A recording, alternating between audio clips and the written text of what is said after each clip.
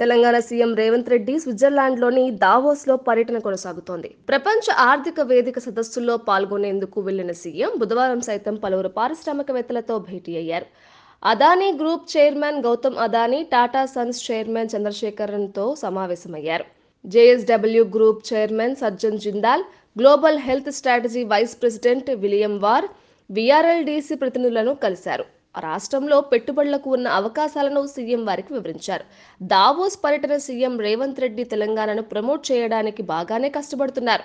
అంతర్జాతీయ సంస్థల సీఈఓలతో విస్తృతంగా భేటీలు అవుతున్నారు. తెలంగాణలో ఉన్న అవకాశాల గురించి ప్రజెంటేషన్ ఇస్తున్నారు. 2 రోజుల్లో రేవంత్ రెడ్డి 60కి పైగా సమావేశాల్లో పాల్గొన్నారు. అంతర్జాతీయ స్థాయి మల్టీనేషనల్ కంపెనీల ప్రతినిధులతోనూ చర్చలు జరిపారు. వీరిలో చాలా మంది తెలంగాణలో పెట్టుబడులపై ఆసక్తి చూపించారు. కొంతమంది అధికారిక ప్రకటన చేశారు. మరికొంతమంది తెలంగాణలో పర్యటించేందుకు ఆసక్తి చూపించారు. దావోస్లో ప్రస్తుతం చలికాలం. భారత వాతావరణానికి అలవాటు పడిన వారు దావోస్లో తీవ్ర సమస్యలు ఎదుర్కొంటారు. అక్కడి చలి వల్ల వెళ్లడం లేదని ఏపీ ఐటీ మంత్రి అమర్నాథ్ గతంలో చెప్పారు. ఏపీ ప్రభుత్వ ప్రతినిధులు అక్కడ చలికే భయపడి వెళ్లడం లేదు. కానీ రేవంత్ రెడ్డి మాత్రం అధికార బృందంతో చలిని లెక్క చేయకుండా పెట్టుబడుల వేట సాగిస్తున్నారు. గతంలో కేటీఆర్ కూడా ప్రతి ఏటా వెళ్లేవారు. ఆయన ఇంత ఎక్కువగా సమావేశాల్లో పాల్గొనేవారు కాదు.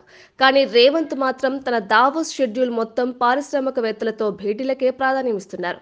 దావోస్లో జరిగే సమావేశాలన్నీ పెట్టుబడులుగా మారవు. కానీ తెలంగాణకు సంబంధించినంత వరకు అదో మంచి మార్కెటింగ్ ప్లేస్.